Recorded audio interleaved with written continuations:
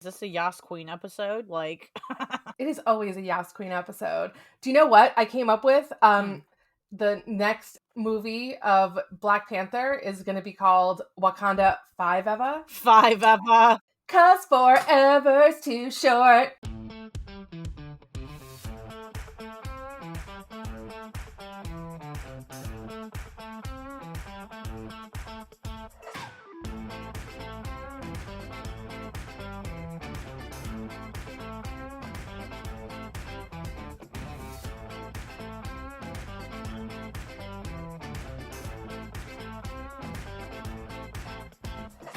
Hey, everybody, welcome back to Simply Amazing. Okay, Lauren is looking at me like a girl who's not watched Girls 5 Eva, which needs to be rectified immediately. No, Girl. I just listen. It's been a long day, with work and everything, so I'm not exactly in my usual mood to be all like, "Oh my god, yes, 5 Eva, and even 7 Eva, because seven's my favorite number." That's usually how I am, Oh, but girl, I'm me too. tired. But this is gonna wake me up. This episode will wake me up. Well, guess what, girl? Guess what?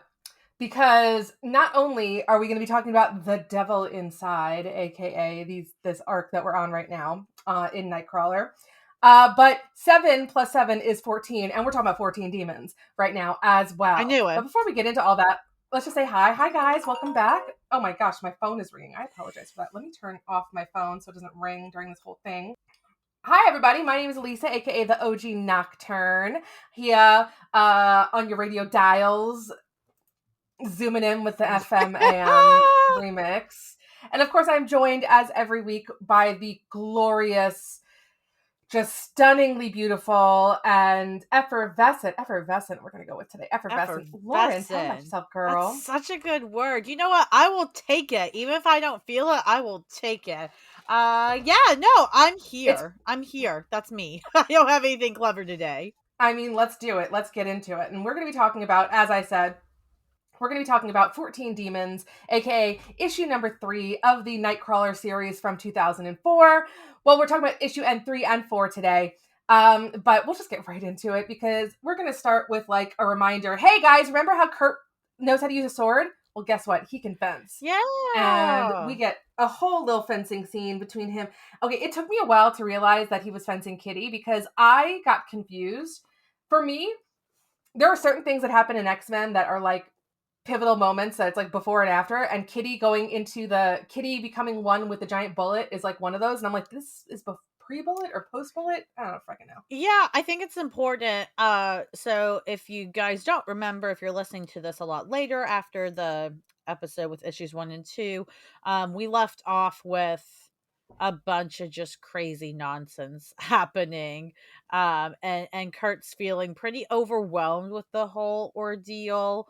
So what's interesting in the fencing is that, obviously we know he's pretty much a master swordsman, essentially, but he kind of gets caught off at the end, and Kitty gets him. But by her own will, sure, but like, if you had told me that Kitty would best him in fencing, I'd be questioning you completely. So it's clear that he's kind of troubled, and of course, Storm walks in to talk to him. And listen, if you're a Kurt and Storm shipper, this issue's for you. Issue 3, it's just for you. I mean, oh my, I just, okay. I just want everyone to, okay, again, the X-Men are friends and everything, but they're also like coworkers. Mm-hmm. I've never once had a coworker be like, I got to take a shower and then we'll chat. And I've been like, great, I'm just going to sit outside your shower with a towel and wait. Yeah. I mean, listen, I played soccer 15 years, and I mean, there were a lot of weird things we did, like have bathroom changing parties all at the same time. You're teenagers, you're dumb, you're obnoxious. But yeah, that never happened. It was never like one of us was showering and one of us just sat there and be like, all right, I'm waiting with your towel. But like they just have this understanding, Kurt and Storm. Like, to me, it's funny because I agree with you on the one hand. It's very much like, what the hell? Like, who does that? But at the same time, reading it, I'm like, this is so natural for them. It's like, what? I mean, it's to an extent, like Kurt probably didn't grow up with a ton of privacy in the circus. Like he probably had to share showers pretty often with Hmm. the other people he was working with in the circus and stuff, and like just in general. Um, and like Storm has always been pretty like open about her body and Hmm. just like I'm gonna be naked when I want to be naked. Even still, like girl doesn't even have a cell phone in her hand. Like she's just sitting there waiting patiently for him to no longer be showering so she can hand him a towel. It's just I actually, and I had a moment recently. Something was, I can't remember what was posted on Twitter. Someone posted something about a moment with Kurt in the bathroom, and I'm like, our boy has a lot of like iconic bathroom moments. He does. I mean, listen, those of you that haven't read this series yet, you probably have at What are you least doing? Why haven't you yet? true, but you've also probably seen a certain panel of him naked in a shower. That's throughout the internet. I mean, if you're a big Kurt fan, you've seen it. It's a very great image. That's from this issue. I mean, who doesn't want to draw sexy Kurt in the shower? Like, if I was an artist, I'd want to draw that 24/7. Maybe it's hard to do, but like I don't care. It's amazing. I'm gonna do it if I can. All right, artists out there who are listening, how do you avoid drawing sexy Kurt in the shower when that's clearly what everybody wants to draw all the time? You know what? I think that's a real question. How do you avoid it? I mean, why would you avoid it? And then how could you possibly? I want to point out too a thing, and this is something like I don't know if we attribute this to Derek or we attribute this to Roberto because who decide like was it scripted this way or did Derek decide to do it this way? But like he does have Kurt using his tail in like fun ways in this page, and it's not the first time. Like later on, or no, the issue. So okay, the famous Wolverine issue where Nightcrawler is naked on the front. Yes. The the interior of that is also drawn by Derek Robertson, and I don't remember if it's after this or before this. I think it's before this. And in that he does some fun things with his tail. So I don't know if it's like a Derek thing or not, but I love that he's like using his tail as an appendage to do stuff with. Yeah, he always should be. And I love that's the thing. This is so fun for like Kurt and Storm shippers, which I low key am, if you can't already tell. Because like he just like is about to get out of the shower and she's holding the towel for him and he just like grabs it with his tail and is like, I think this is for me. And I'm like, oh my God, please. He did that once to me. You can do whatever you want to me, sir, like towel or not.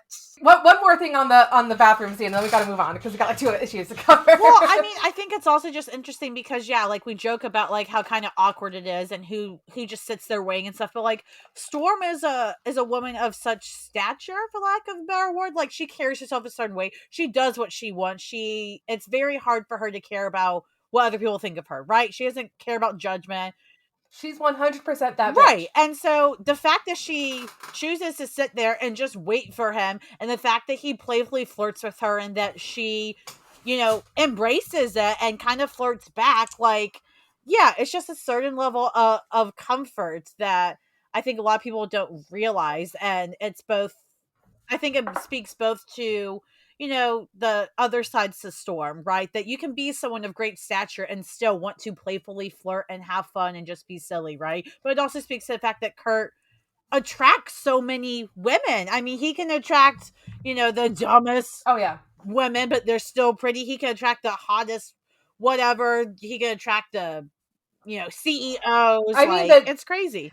the dumbest and hottest. You're looking at her right here. So I mean, How dare you, Lisa? Take it back. all right. So just the dumbest. No. Anyway, Illegal. Judge Lord rules illegal. Can't do that. well, I do want to say though, like, I mean, even though I said we should move on from this topic, I'm going to stay on it for a second. I love Storm and Kurt's friendship so much. Like, and this series does do a really good job. I'm not a Kurt and Storm shipper. This series does a really good job of their friendship together. Okay. Oh wait. All right. I have a question for you, Lauren. You're reading X-Men Red, right? Yes. Are the rumors true? Did Storm fuck Magneto? That's complicated. Okay, warning for people listening, if you haven't read the recent X-Men Red, skip like a minute or two ahead of this. I'm going to put it as it's hard to explain without many words, but I'm gonna try to put it blatantly. So essentially, Magneto loses his heart. It gets ripped out by Uranus, but basically, Storm keeps him alive. And the way it is described through the narration that Kieran Gillen writes, and I believe it's from Storm's perspective, yes, is that the way she has to keep him alive essentially with her powers, it's essentially the equivalent of sex intimacy wise, but then there's a line where she's all like, but we are not making love, we are making war, and then there's this like great splash page of them, and it's very interesting.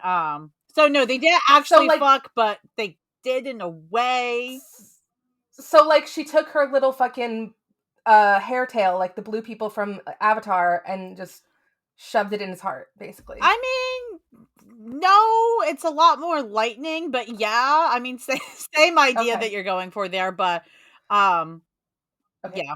I'm just saying. I'm just saying. There might be a universe out there where Storm is Kurt's mother-in-law. I don't like that. Move on, Lisa. Unacceptable. All right. Against. All right. Officially, we're moving on. All right. So we're moving on. Kurt is going to go meet up with Seth again. Seth seems to have, powers, some kind of magical, some kind of mystical. Like, he knows how to do knots and all that shit. But like, he just, when he sees Kurt's not wearing his image inducer, and Kurt's like, "Are you afraid of me like this?" And he's like, "No, because I can see inside you're good."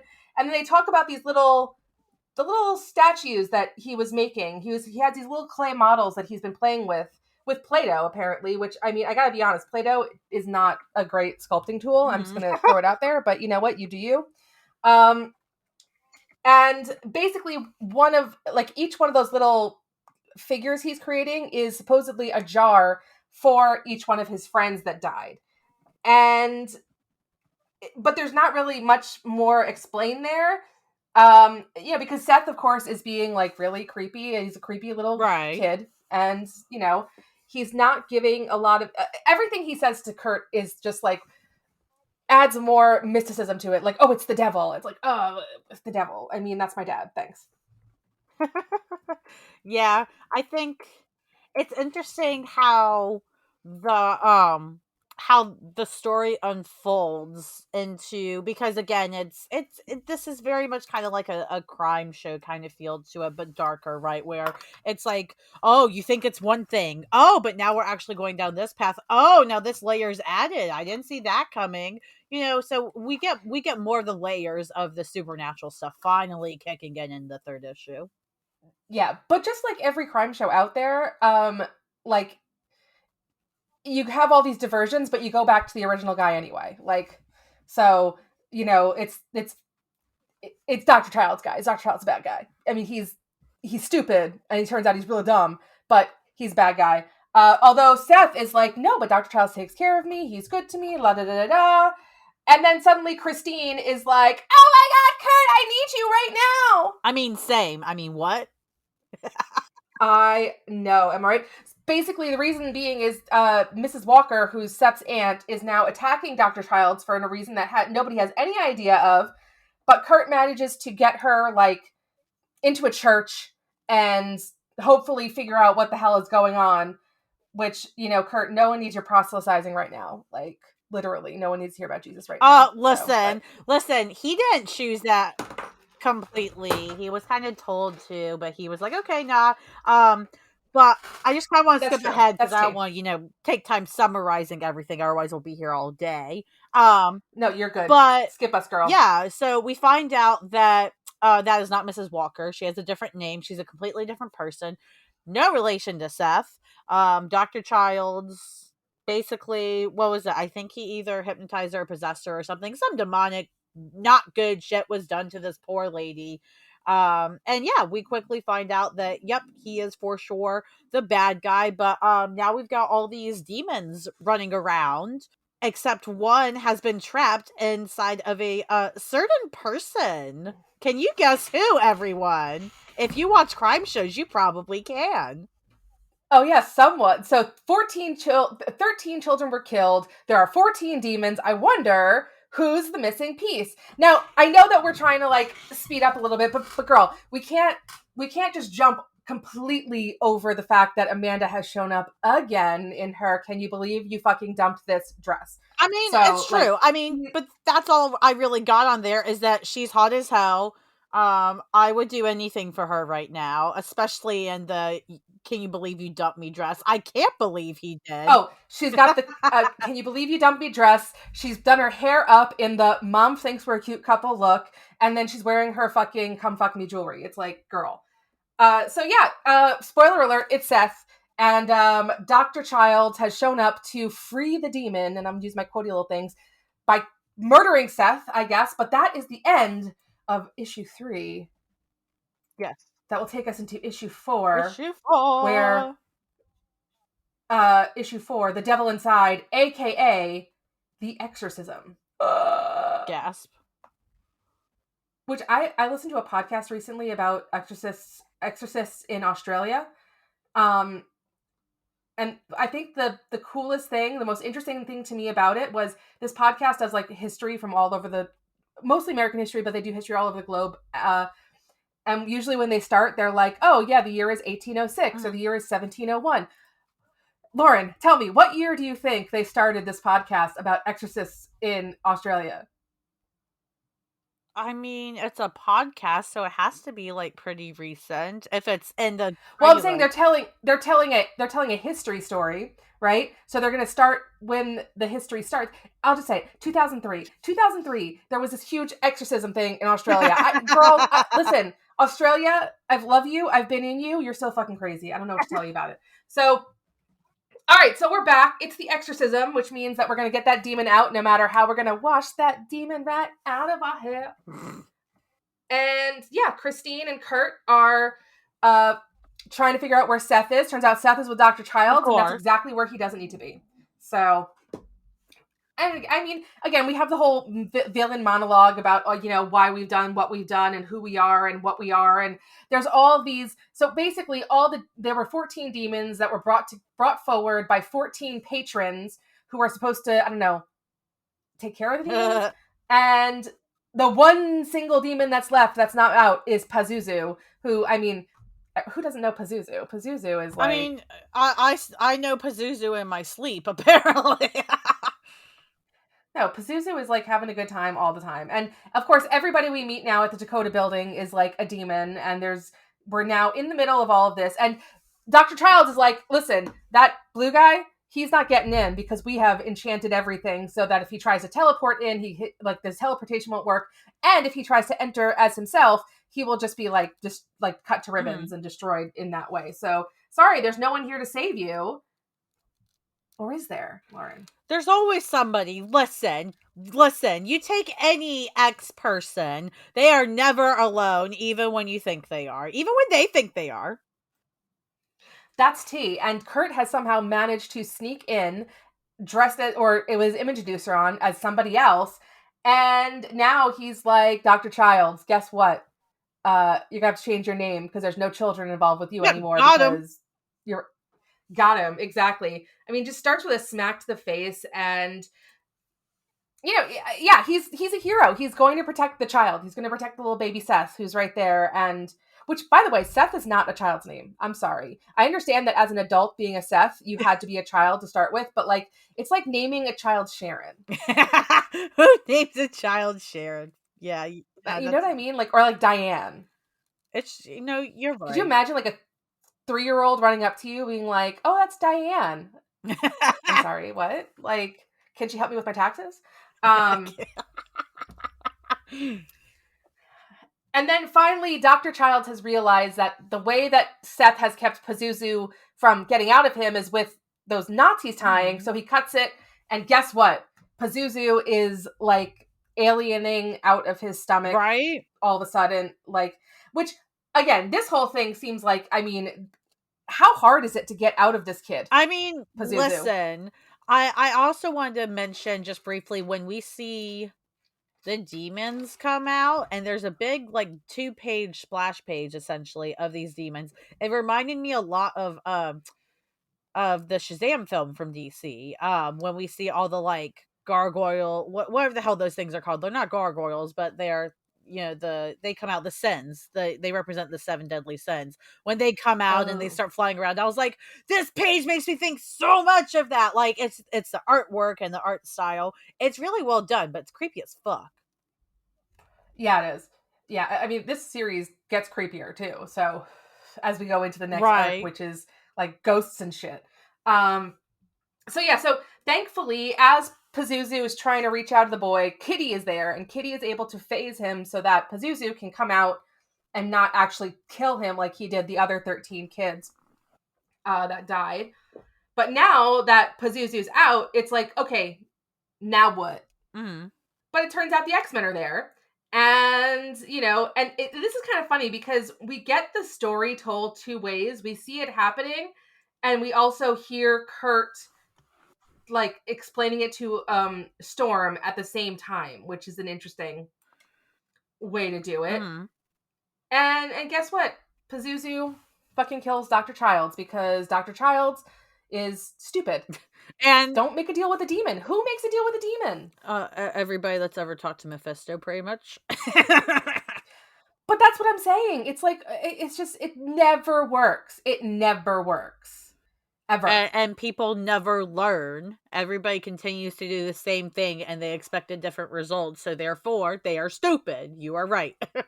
Well, exactly. It's the same people who believe that genies are actually going to do good shit for you. Okay, here. Okay, actually, throwing it out there, all mythological creatures are assholes. The only reason we think differently is because of Disney. Fairies steal your children. Mermaids try to bring you to their depths to kill them. What we were just talking about 5 seconds ago that I already said? Demons. Well, demons suck in general. But I'm saying ghosts are trying to keep you out of affordable real estate.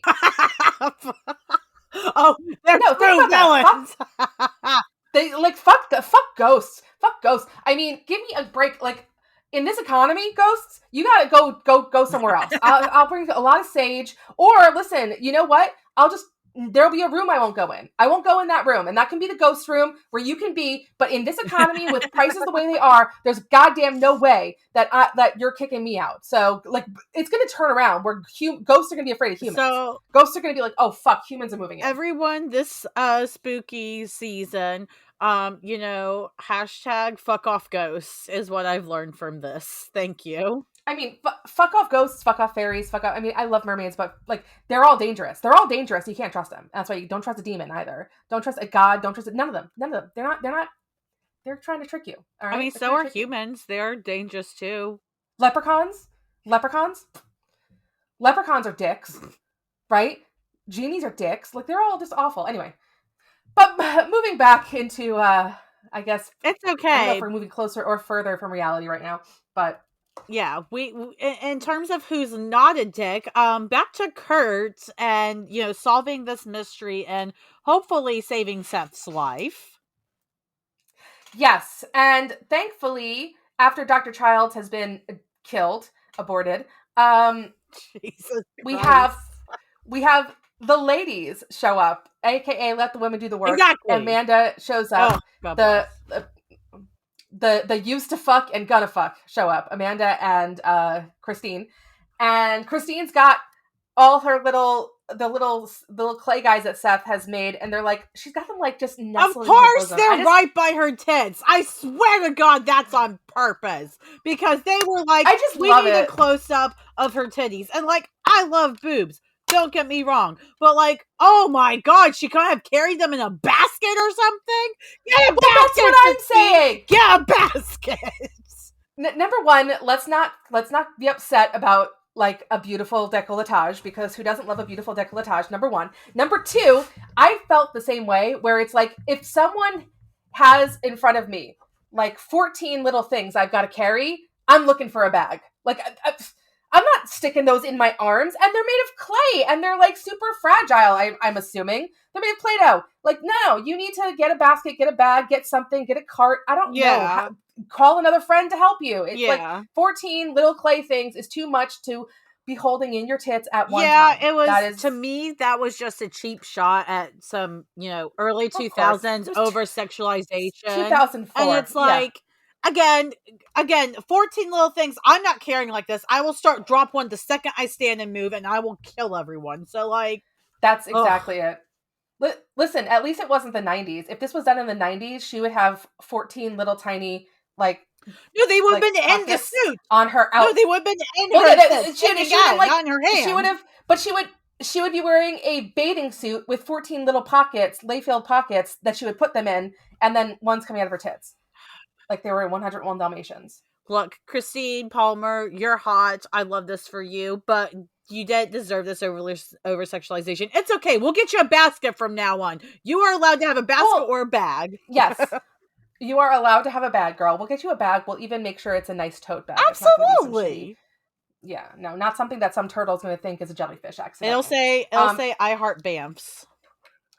So we got some. Here's the thing, though. Oh, the other thing too is we got some really hot like Amanda moments here too, Yes. where Amanda basically banishes all the demons away, and Kurt is then back talking to Aurora about like what happened, and Amanda's got the little clay people on her, just hanging out on her fireplace, which I think is adorable. I would love to check in with them. Do they hang out with Brad and Roger? Do they all watch Real Housewives together? Like, how does it work?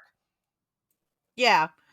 I don't know. I mean, it's chill. I think this arc wrapped up pretty okay. I liked the action in this the fourth issue, the last issue of this arc. I did like seeing Amanda more in action. I think we just need more badass Amanda. Like, I'm completely on board with that. Bring her back, Marvel. What the hell? I agree. Bring her back. We find out also at the end Seth is basically a mutant, or he's at least come to the mutant Of school course. to learn and to study. And then we end on, I swear to God that this image of Kurt, the very last image, is like taken from a 1990s pinup of a guy. And I'm going to find out who it is. It's like a James Vanderbeek or like a early Ryan Reynolds, or even Ryan Gosling, like that like against the wall, all that. I'm like, oh God, okay. Yes, we are clearly tapping into everything that I loved when I was that age at that time. So I love that. I love his little pinup look, his little like, I'm gonna lean against this wall and be like, I'm cool now.